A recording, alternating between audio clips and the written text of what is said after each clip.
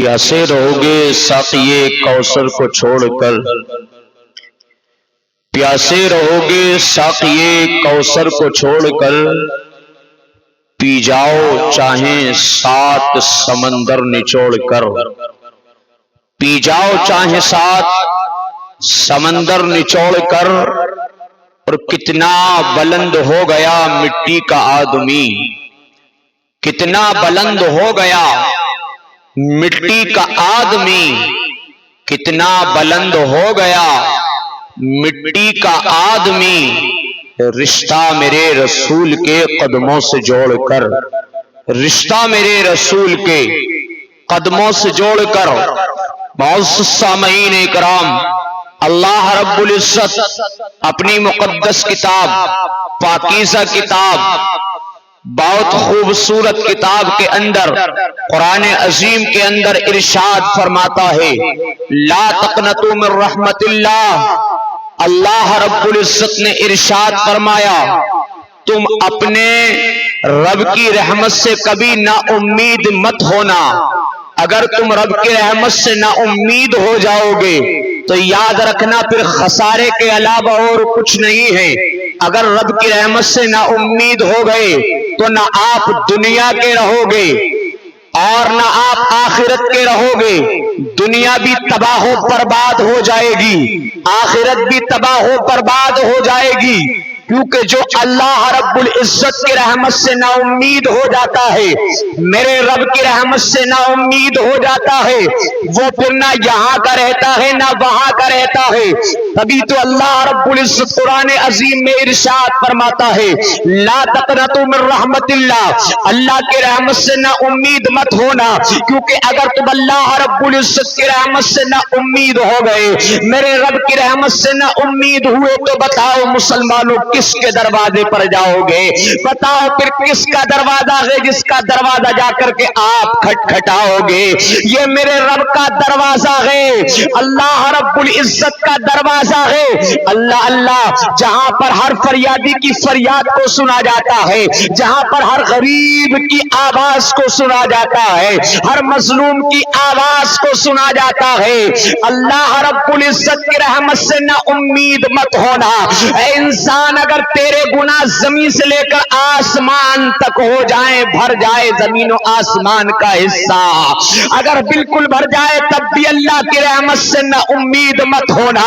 میرا رب کا اگر کہیں قہار و جبار ہے تو میرا رب غفور الرحیم بھی تو ہے، میرا رب کریم بھی تو ہے، میرا رب رحیم بھی تو ہے۔ اللہ رب العزت نے جب شیطان کو جنت سے نکالا تھا نا، اس نے رب سے کہا تھا، اے مولا میں تیرے بندوں کو قیامت تک بہکاتا رہوں گا، کسی کو شراب پلواؤں گا تو کسی سے زنا کرواؤں گا، میں ان کو بہکاتا رہوں گا، ان سے گناہ کراتا رہوں گا۔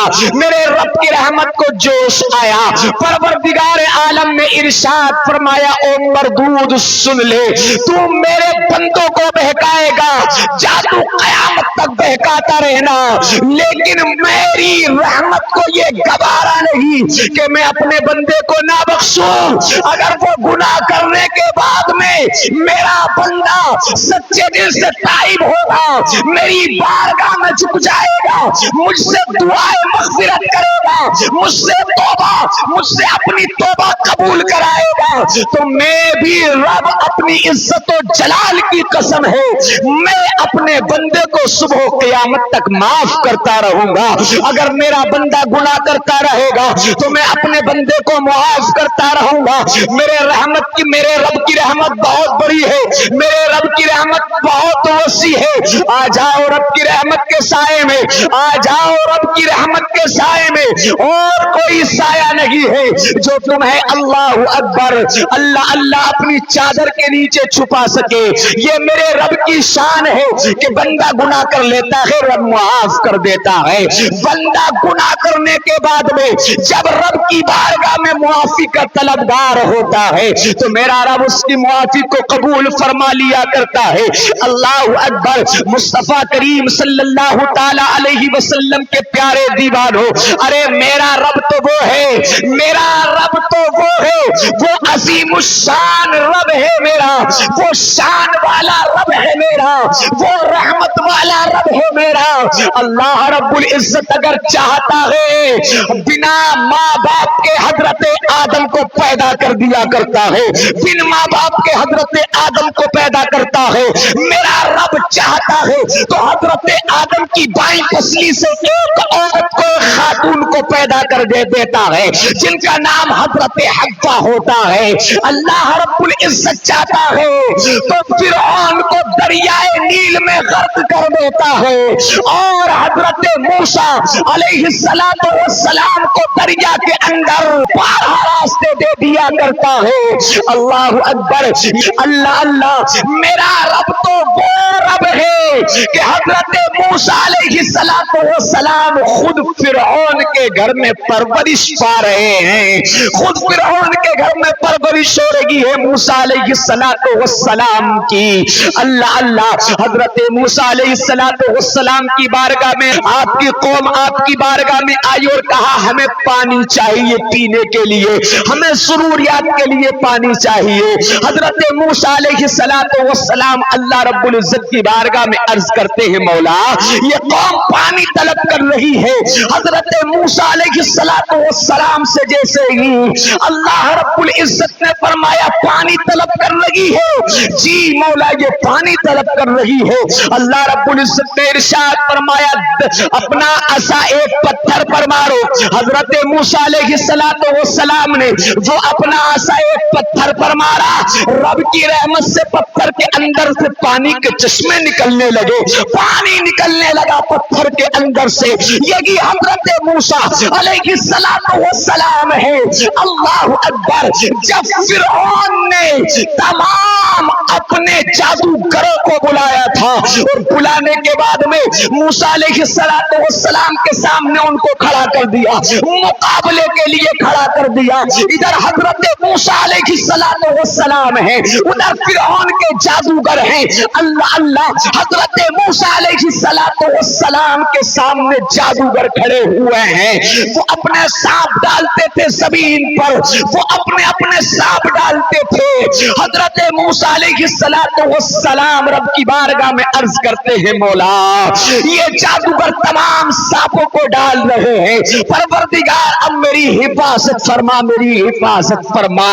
اللہ اکبر، حضرت موسیٰ علیہ السلام نے جیسے ہی اتنا عرض کیا ہے رب کی بارگاہ میں، اللہ رب العزت نے ارشاد فرمایا اے موسیٰ جو تمہارے ہاتھ میں عصا ہے اس کو زمین پر ڈال دو۔ اگر ہم میں کا کوئی ہوتا تو کہتا یار سانپ سامنے ہے، ڈنڈا ہمارے ہاتھ میں ہے، عصا ہمارے ہاتھ میں ہے، ہم اس کو اگر نیچے ڈال دیں گے تو سانپ ہمیں کاٹ لیں گے۔ اللہ اکبر، ارے کیسی باتیں کر رہے ہو، سانپ سامنے موجود ہے، موت سامنے موجود ہے، اور آپ ڈنڈا زمین پر ڈالنے کی بات کرتے ہو۔ لیکن میرے رب کی رحمت پر اتنا یقین تھا موسیٰ کو، میرے رب پر اتنا یقین تھا موسیٰ کو کہ حضرت موسیٰ علیہ السلام نے اللہ رب العزت کی بارگاہ میں عرض کیا مولا جب تو کہتا ہے زمین پر ڈال دو تو میں ڈال دیتا ہوں، جب تو کہتا ہے تو تیری رضا میں راضی ہوں، میرے لیے بہتر ہی ہوگا۔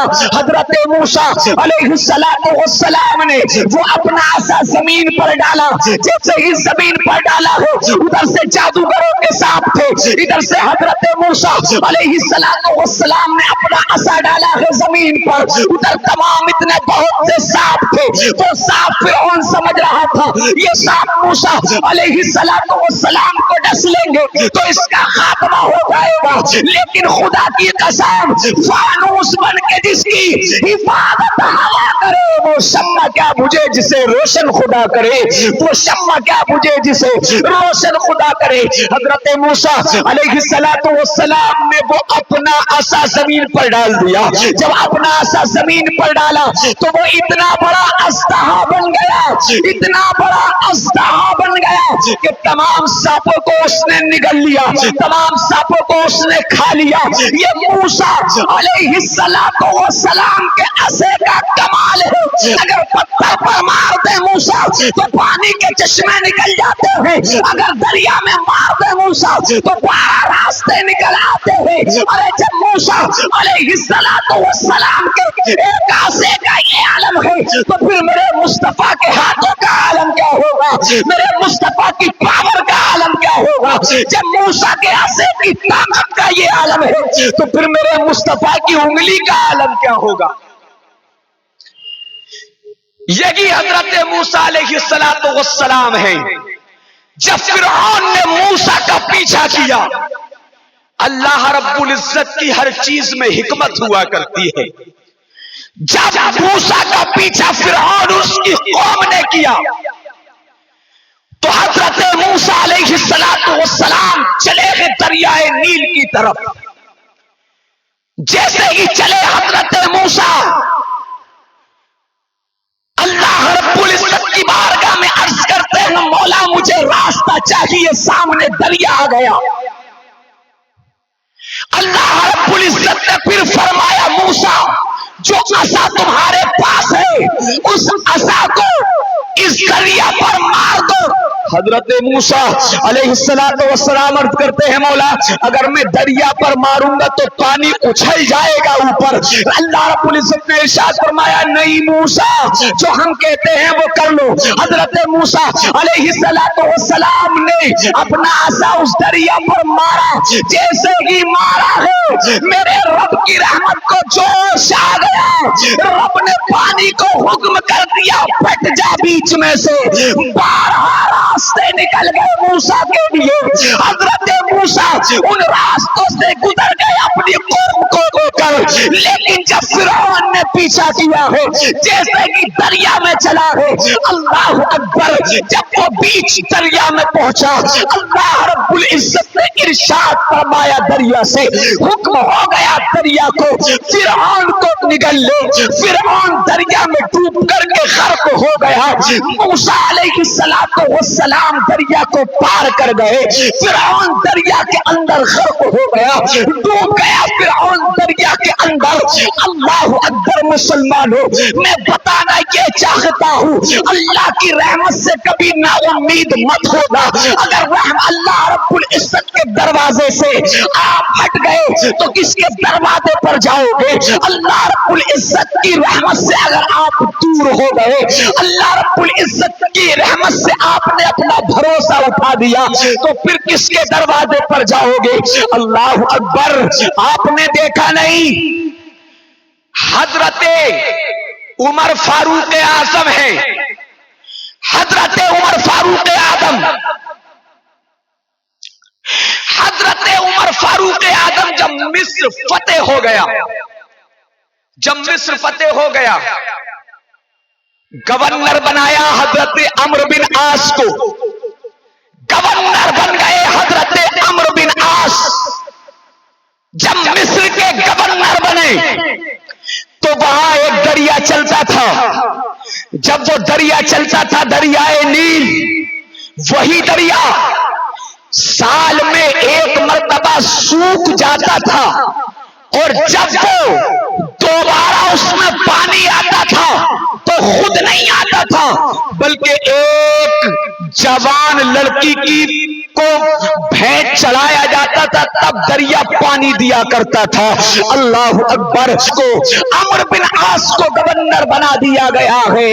अल्लाह अल्लाह, गवर्नरी अम्र बिन आस की है। वो वक्त भी आ गया कि दरिया सूख गया, दरिया सूख गया, खुश्क हो गया। लोग अम्र बिन आस के पास में आए और आने के बाद में कहा, अम्र बिन आस ये दरिया हर साल खुश्क हो जाता है, अब भी खुश्क हो गया है और ये एक कुंवारी लड़की की भेंट मांगता है, तब कहीं जाकर के ये अल्लाह अकबर चालू हुआ करता है, तब कहीं जाकर के लोग इससे सैराब होते हैं, तब कहीं जाकर के लोग इससे अपनी खेतियां सैराब करते हैं, तब कहीं जाकर के लोग इसका पानी इस्तेमाल करते हैं। अम्र बिन आस ने हजरत उमर फारूक आजम आदम को एक खत लिख दिया। हजरत उमर फारूक आदम का दौर खिलाफत है। हजरत उमर फारूक आदम को खत लिखा और खत लिखने के बाद में कहा, ए उमर इसका जवाब मुझे जल्दी से चाहिए। हजरत उमर फारूक आदम के पास में जैसे ही वो खत पहुंचा है कि ये दरिया हर साल खुश्क हो जाता है, अपनी मर्जी से खुश्क हो जाता है। जब एक कुंवारी लड़की को बैठ दिया जाता है तब ये दरिया चालू होता है। उमर फारूक आदम ने एक खत लिखा, एक खत अमर बिन आस के नाम लिखा, एक खत दरियाए नील के नाम लिखा। हजरत उमर फारूक आदम ने खत के अंदर लिखा था, जो अमर बिन आस के पास गया था उस खत के अंदर लिखा था, ए अमर बिन आस, तमाम यहूदियों को ले जा करके और दरियाए नील पर पहुंचो। और ये दूसरा खत जो मैंने लिखा है ये दरियाए नील के लिए लिखा है। दरियाए नील के लिए जो लिखा था उमर फारूक आदम ने ये लिखा था, मैं अमीरुल मोमिनीन जनाब मोहम्मदुर रसूलुल्लाह का गुलाम हूँ। गुलाम अमीरुल मोमिनीन, मेरा नाम उमर फारूक आजम है। एक दरिया अगर तू अपनी मर्जी से बहता है, अगर तू अपनी मर्जी से बहता है तो हमें फिर तेरी कोई जरूरत नहीं। अगर तू अपनी मर्जी से बहता है तो हमें फिर तेरी कोई जरूरत नहीं। और अगर तू अल्लाह और उसके रसूल की मर्जी से बहता है तो बहता रहे। अल्लाह अकबर। हजरत उमर फारूक आदम का ये खत दरियाए नील में जैसे ही डाला गया है, तमाम के तमाम जितने भी यहूदी थे अमर बिन आस उनको लेकर के आ गए दरियाए नील के करीब में। जब उमर फारूक आदम का खत डाला है दरिया के अंदर, दरियाए नील के अंदर जब खत डाला है, अल्लाह अकबर, फौरन दरिया ने पानी छोड़ना शुरू कर दिया। दरिया के अंदर पानी आ गया।